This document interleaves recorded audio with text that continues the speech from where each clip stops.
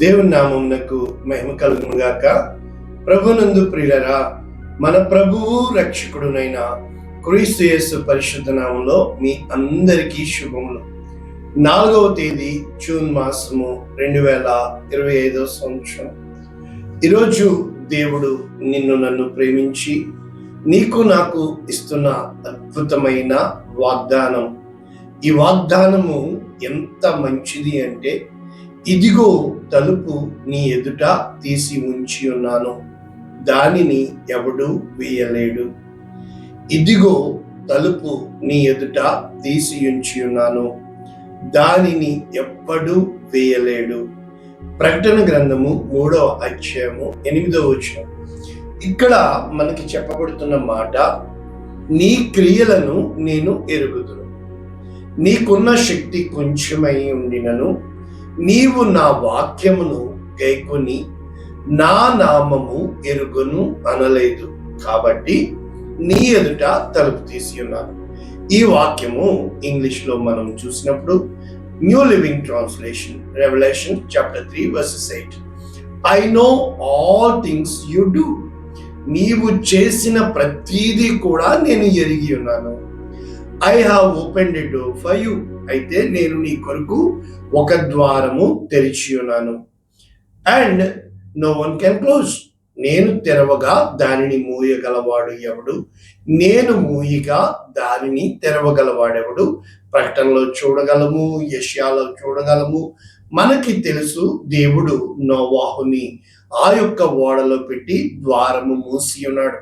మన ఎదుట మూయబడిన ప్రతి ద్వారాలు నేను నీకు ముందుగా పోవచ్చు, ఇత్తడి తలుపులు పగలగొట్టేదను, ఇనుప గడియలు విరగొట్టేదను. కనుక ఇక్కడ చెప్పబడుతుంది, you have little strength yet you obeyed my word and did not deny me. నీకు కొంచెమే శక్తి నేను ఇచ్చాను, అయినా కూడా నీవు నన్ను ఎరుగను అనలేదు, కానీ నీవు నన్ను ఘనపరిచి ఉన్నావు. కనుక ఈ వాగ్దానము ఎవరికి చెప్పబడుతుంది? ప్రకటన గ్రంథము 3వ అధ్యాయం 7వ వచనం. ఫిలదెల్ఫియాలో ఉన్న సంఘపు దూతకు ఏమని రాయబడుతుంది? దావీదు తాళపు చెవి కలిగి ఎవడు వేయలేకుండా తీయువాడు, ఎవడు తీయలేకుండా వేయువాడు అయిన సత్య స్వరూపియగు పరిశుద్ధుడు చెప్పు సంగతులేమనగా. కాబట్టి ఇక్కడ దేవుడు తన యొక్క తీర్పుని వెల్లడిపరిచినట్లు చూస్తున్నాం. మనం ఇక్కడ దావీదు తాళపు చెవి అని చూసాం కదా. ఈ లేఖనం ఎక్కడుంది? యెషయా గ్రంథము 22వ అధ్యాయము 22వ వచనం. నేను దావీదు ఇంటి తాళపు అధికార భారమును అతని భుజము మీద ఉంచెదను, అతడు తీయగా ఎవడు మూయజాలడు, అతడు మూయగా ఎవడు తీయజాలడు. కనుక యేసు క్రీస్తు ప్రభుల వారి గురించి ఈ లేఖనాలు రాయబడుచున్నట్లు మనం చూస్తున్నాం. ఇక్కడ నిన్ను నన్ను దేవుడు దిట్టమైన చోట మేకు కొట్టినట్లు స్థిరపరుస్తాను అని చెప్పుతున్నట్లు మనము చూస్తున్నాం. కనుక మన ద్వారా అనేక మంది ఈ రక్షణ మార్గంలో ప్రవేశించుటకు దేవుడు నిన్ను నన్ను అంగీకరించువాడుగా చూస్తున్నాం. కనుక యేసు క్రీస్తు ప్రభుల వారు ఈ యొక్క మాట ఎవరితో చెప్తున్నారు? ఆ యొక్క దినమున నన్ను గురించి ఏమనుకుంటున్నారని ఆ మత్తయి సువార్త 16వ అధ్యాయంలో ఫిలిప్పుదైన కైసర్ ప్రాంతముకు వచ్చినప్పుడు యేసు ప్రభు అడిగినప్పుడు పేతురు చెప్తాడు, నీవు జీవము గల దేవుని కుమారుడువైన క్రీస్తువు అని. అప్పుడు యేసు క్రీస్తు ప్రభుల వారు ఆ విధముగా ఎవరు దేవుని అంగీకరిస్తారో వారితో చెబుతున్న మాట, పరలోక రాజ్యపు యొక్క తాళపు చెవులు. అంటే పరలోక రాజ్యమునకు ఉన్న కీ ఏంటి? Jesus Christ. యేసు క్రీస్తు ప్రభుల వారు చెప్పారు, నేనే మార్గము, నేనే సత్యము, నేనే జీవము, నా ద్వారా తప్ప ఏ ఒక్కడు తండ్రి యొద్దకు రాలేడు. కనుక ఈ మాటలు మనము చూచినప్పుడు మనము ఒక్కసారి ముగింపులోకి వెళ్ళి మళ్ళా వెనక్కి వస్తే, ఆశీర్వదించబడిన వాడా యెహోవా చేత అని చెప్పి లాబాను ఎలియాజరును ఆదికాండము 24:31 లోపలికి రమ్మని పిలుస్తున్నట్లు చూస్తున్నాం. అదే విధంగా మత్తయి సువార్త 25:21 బలా నమ్మకమైన మంచి దాసుడా, నీవు చేసింది సమస్తము నాకు అంగీకారమై ఉన్నది. నీ తండ్రి సంతోషములో నీ కొరకు సిద్ధపరచబడిన ఆ యొక్క తండ్రి చేత రాజ్యములో అని తరువాత తీర్పు సింహాసనం మీద కూడా యేసు ప్రభుల వారు చెప్తున్నట్లు మనము చూస్తున్నాం. ఈ రోజున నీకు నాకు ఇక్కడ సంబంధించబడింది ఏంటి అంటే, పరలోక రాజ్యపు తాళపు చెవులు. భూలోకములో దేని బంధించుదవో అది పరలోకములో బంధింపబడును, భూలోకమందు దేని విప్పుదవో. కనుక ఇక్కడ దేని కోసం చెప్పబడుతున్నట్లు చూస్తున్నాము. ఈ ద్వారము ఎవరు? యేసు క్రీస్తు ప్రభుల వారు చెప్తారు, గొర్రెల ద్వారమును నేనే. కనుక ఆ తాళపు చెవి యేసు క్రీస్తు ప్రభుల వారే, ద్వారము యేసు క్రీస్తు ప్రభుల వారే. అపోస్తల కార్యములు 14:27 ఈ పౌలు బర్నబాలు వెళ్ళి ఏం చెప్తున్నారు? సంఘమును సమకూర్చి దేవుడు తమకి తోడై ఉండి చేసిన కార్యములన్నీ అన్య జనులు విశ్వసించుటకు ఆయన ద్వారము తెరిచిన సంగతి వివరించిరి. కనుక ఎప్పుడైతే the door of the faith, కనుక ఇంగ్లీష్ లో ఏమనుందంటే, కొరింథీయులకు రాసిన మొదటి పత్రిక 16:9 God has open me a great door to evangelise అని రాయబడి ఉంది. అయితే తెలుగులో కార్యానుకూలమైన మంచి సమయము నాకు ప్రాప్తి. అంటే ద్వారము తెరవబడడం అంటే కార్యము అనుకూలించడము. అనేక సార్లు మనము కార్యాలు యోచన చేస్తాం, కానీ ప్రతికూలతలు ఎదురవుతాయి కదా. ప్రతి స్థితికి మనము చాలిన దేవుడని చెప్పినప్పటికీ ప్రతిదీ మనకి ఎదురు తిరుగుతూ ఉంటుంది కదా. ప్రతి ద్వారము మూయబడుతుంది కదా. అనగా కార్య అనుకూలముగా నీవు యోచన చేయగా దేవుడు దానిని స్థిరపరచును, నీ మార్గముల మీద వెలుగు ప్రకాశించును అని యోబు 22వ మనం చూడగలుగుతున్నాము కదా. ఆయన నీ మనవి ఆలకించును, అనగా నీవు ప్రార్థన చేయగా మూయబడి ఉన్న ద్వారములు తెరవబడుతా, నీవు ప్రార్థన చేయగా నీ కోసం తెరవబడిన ఆ యొక్క కీడు, ఆ యొక్క నిన్ను నాశనం చేయాలన్న ద్వారాలు మూయబడుట. కనుక ఇక్కడ కార్యానుకూలమైన మంచి సమయం, మరియు ఎదిరించువారు అనేకులు ఉన్నను. ఎంతమంది ఎదిరించినా దేవుడు నీ పక్షమున నుండి నీ చెయ్యి పట్టుకొని నిన్ను ఆయన నడిపించగా ఎవ్వరు ఏమీ చేయలేరు. ఇదే భావము కొరింథీయులకు రాసిన 2వ పత్రిక 2:12 క్రీస్తు సువార్త ప్రకటించుటకు నేను త్రోయకు వచ్చినప్పుడు ప్రభువు నందు నాకు మంచి సమయము ప్రాప్తించి ఉండెను. కనుక నీవు యోచన చేయన ఆ ప్రతి మంచి సమయము. అందుకనే చెప్తున్నాడు, ఇదే అనుకూల సమయము, ఇదే రక్షణ దినము. ఇవే మాటలు పౌలు రాస్తూ, మరి పౌలు రాసినవి చూస్తే కొలసీలకు రాసిన పత్రిక 4:3-4 నేను బంధకములలో ఉంచబడుటకు కారణమైన క్రీస్తు మర్మమును గూర్చి నేను బోధింపవలసిన విధముగానే ఆ మర్మమును వెల్లడిపరచునట్లు వాక్యము చెప్పుటకు అనుకూలమైన సమయము దేవుడు దయచేయవలనని మా కొరకు ప్రార్థించండి. కనుక ప్రభువునందు ప్రియులరా, ప్రతి విషయంలో కూడా నేను ఇంతకు ముందు చెప్పినట్లు యోహాను సువార్త 18 గొర్రెలు పోవు ద్వారము నేనే. కనుక ఏ రోజునైతే మనము ఆ ద్వారములో ప్రవేశించాలి అంటే, ఎవడైనను నన్ను వెంబడింపగోరిని ఎడల తన్ను తాను ఉపేక్షించుకుని. మన జీవితంలో ఇలా చతికిలబడిపోవడానికి కారణం ఏంటి తెలుసా? పరిస్థితులు. మనము పరిస్థితులను చూసి తల్లకిందులైపోతూ ఉంటాం. అయితే నేను మీతో చెప్పుతున్న ఒకే ఒక్క మంత్రం ఏంటో తెలుసా? ఏది శాశ్వతము కాదు, ఏ స్థితి కూడా అంతకాలం ఉండదు. కరోనా వచ్చింది, ఆగిపోయింది. మన మీదకి వరదలు వస్తాయి, ఆగిపోతాయి. గొప్ప గొప్ప ప్రవాహాలు వస్తాయి. యుద్ధం వచ్చేసింది అన్నారు, ఆగిపోయింది. కనుక కాలము ఎల్లకాలము ఒక్కలా ఉండదు. బళ్ళు ఓడలు అవుతాయి, ఓడలు బళ్ళు అవుతాయి. కానీ అన్ని వేళలా చాలిన దేవుడు, నీ దేవుడు నీకు తోడుగా ఉండగా, నీ దేవుడు నీ పక్షమున ఉండగా నీకు విరోధి ఎవడు? కనుక ఆయన నీ ఎదుట కీడు మేలు, ఆశీర్వాదము శాపము, జీవము మరణము ఆయన పెట్టి ఉన్నాడు. అయితే నీవు ఇరుకు మార్గములో ప్రవేశిస్తున్నావా, విశాలమైన మార్గములో ప్రవేశిస్తున్నావా? దేవుడు అందరి ఎడల జాలి కలిగిన వాడవే.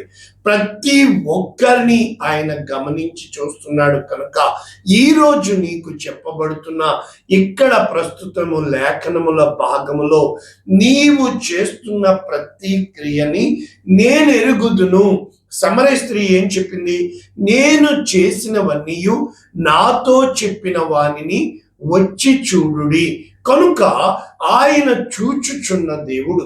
కనుక హాగరు పేరు పెట్టింది, నువ్వు చూచుచున్న దేవుడవు. అబ్రహాము అడిగాడు, సర్వలోకమునకు తీర్పు తీర్చువాడు న్యాయము చేయడా?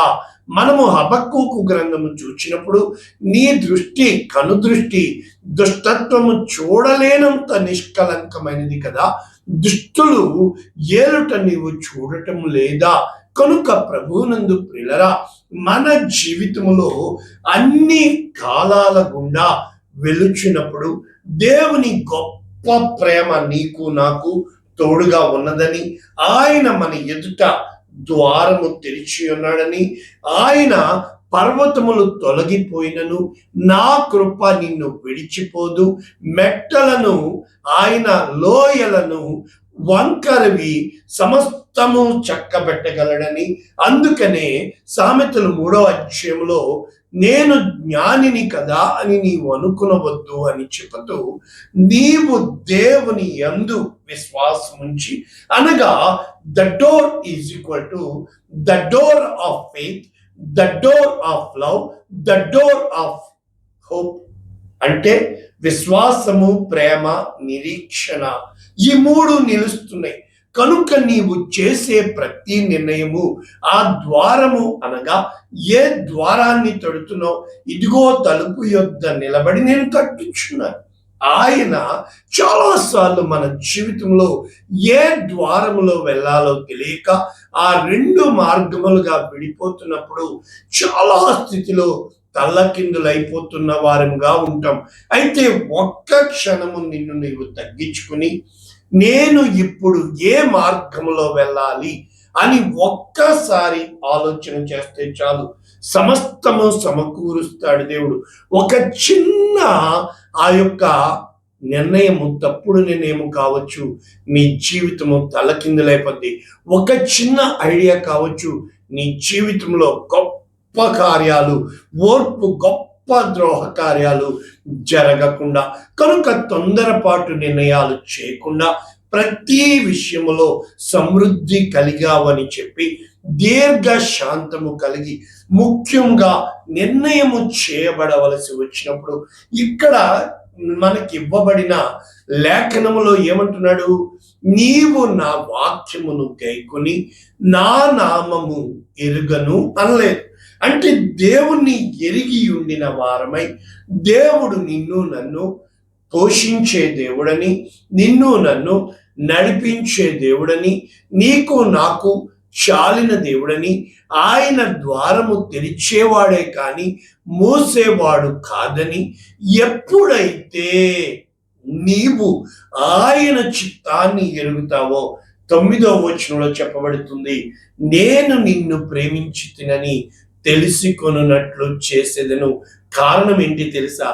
నీవు నా ఓర్పు విషయమైన వాక్యమును గైకొంటివి కనుక భూలోకమును నివాసులను శోధించుటకు రాబోవు శోధన కాలంలో నేను నిన్ను కాపాడేదని. అంటే శోధన రాబోతున్నప్పుడు ఆయన ముందుగానే నిన్ను సిద్ధపరిచి, నీవు ఏ నిర్ణయము చేస్తావు, దేవుణ్ణి హెచ్చిస్తావా, మనుషుల్ని హెచ్చిస్తావా? దేవుని ప్రేమ మీద నమ్మకము కలిగి ఉంటావా, మనుష్యుల ప్రేమలు శాశ్వతములని ఎంచుతావా? కనుక నీ హృదయము అనే ద్వారము, నీ ఆలోచన అనే తాళపు చెవి, నీవు తీసుకునే నిర్ణయము కనుక నీ ఎదుట దేవుడు ద్వారము ఎల్లప్పుడూ తెరిచిపెట్టి ఉన్నాడు. కార్య అనుకూలమైన సమయం. అయితే దేవుడు తెరిచిన ద్వారము మనం మర్చిపోవద్దు, అది ఇరుకైన ద్వారం.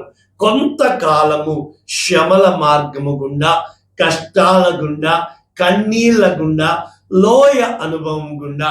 అంతెందుకు, అబ్రామును పిలిచినప్పుడు పద, నేను నిన్ను నడిపిస్తున్నాను, పాలు తేనెలు ప్రవహించు వాగ్దాన దేశము నీకు ఇస్తున్నాను అన్నాడు. కానీ మరి ప్రయాణంలో దేవుడు ద్వారము తెరిచి ఉంచినప్పటికీ కరువు వచ్చింది. శారాను ఎత్తుకొని వెళ్ళిపోయి ఉన్నారు, లోతు విడిచిపెట్టి వెళ్ళిపోయి ఉన్నాడు. యుద్ధము వచ్చింది, ఎన్నో జరిగినాయి. ఆఖరికి హాగరు వచ్చింది, ఇష్మాయేలు పుట్టాడు. వారిద్దరినీ తిరిగి పంపించేశాడు దేవుడు. ఎన్ని ప్రయత్నాలు కదా, చూడదో చూడదో చూడదో. ఆఖరికి నీ ఒక్కగానొక్క కుమారుడు ఇస్సాకును బలి ఇమ్మన్నప్పుడు, తీసుకొని వెళ్ళినప్పుడు ద్వారము తెరిచి ఉన్నాడు. తండ్రిగా అబ్రహామును చేసిన దేవుడు ఈరోజు నీ ఎదుట, నా ఎదుట విశ్వాసము అనే ద్వారము తెరిచి ఉంచి ఉన్నాడు. ఆ విశ్వాసము అనే ద్వారములో ప్రవేశించుటకు ఒక్కటి ఏంటో తెలుసా? ఆయుధము. నా దేవుడు సజీవుడు, నేను నా దేవుడు విమోచకుడు, ఖచ్చితముగా ఆయన నేను కన్నులారా చూస్తాను అన్న విధముగా, ఏ విధముగా యోబు చెప్పాడో, నేను నశించదను, దేవుని కోసం వెళ్తానని రాజ్య మందిరంలోనికి ఎస్తేరు వెళ్ళిందో, ఏ విధముగా మరి దేవుని ఇల్లంతటిలో నమ్మకస్తుడు మోషే అని చెప్పబడిన విధముగా ఈ రోజున నేను మిమ్మును మీ పిల్లలను పోషించదను అని యోసేపు తనకు కీడు చేసిన వారికి సైతము చెప్పి ఉన్నాడు. ప్రభువునందు ప్రియులరా, దేవుని మాట ఖచ్చితము, దేవుని వాగ్దానము సత్యము. కనుక ఆయన అనగా యేసే ద్వారము, యేసే మార్గము, యేసే సత్యము, యేసే జీవం. మనుష్యులు కొంతకాలము మనకి అన్నీ అయినట్లుగా ఉంటారు, కానీ ఎంతవరకు అంటే అయినంత వరకే. ఒక్కసారి ఇటు అటు అయ్యాక, ఇటు అటు చేసేవాడు దుష్టుడని, ఇటు అటు తిరిగేవాడు దుష్టుడని, విశ్వాసమునకు కర్త, దాన్ని కొనసాగించేవాడు యేసు వైపు నువ్వు చూచినప్పుడు ఇత్తడి వంటి ఆకాశము తెరవబడేదిగా, ఇనుము వంటి భూమి తెరవబడేదిగా, నీ కోసం ఫలవంతమైన భరితమైన పంట పండేదిగా, ఆకాశము వర్షాన్ని, దీవెనకరమైన వర్షం ఇచ్చేదిగా నిన్ను నన్ను ఈ రోజు నుంచి ఆకాశం తెరవబడును గాక, భూమి ఫలించును గాక, నా హృదయము విశాలము చేయబడును గాక, ప్రేమ, సమాధానము, సంతోషము నిలుచును గాక అని చెప్పబద్దులమై ఉన్నాము. ప్రార్థన చేసుకున్నాం. పరిశుద్ధుడా, ప్రేమ కలిగిన తండ్రి, విత్తబడిన వాక్యమును అనేక మందికి దీవెనకరముగా, అనేక మందికి ఆశీర్వాదముగా నజరేయుడైన యేసు నామములో దీవించి ఆశీర్వదించి, ఇదిగో బక్రీతు పండుగ వచ్చింది తండ్రి, 6వ తేదీ అని నిర్ణయించున్నారు. 3 రాత్రులు 3 పగళ్ళు ప్రార్థన నీవు అంగీకారంగా చేయమని, అనేక మందికి దీవెనగా చేయమని యేసు నామములో దీవిస్తున్నాము తండ్రి. ఆమేన్. God bless you all. దేవుడు మిమ్మల్ని దీవించును గాక. ఆమేన్.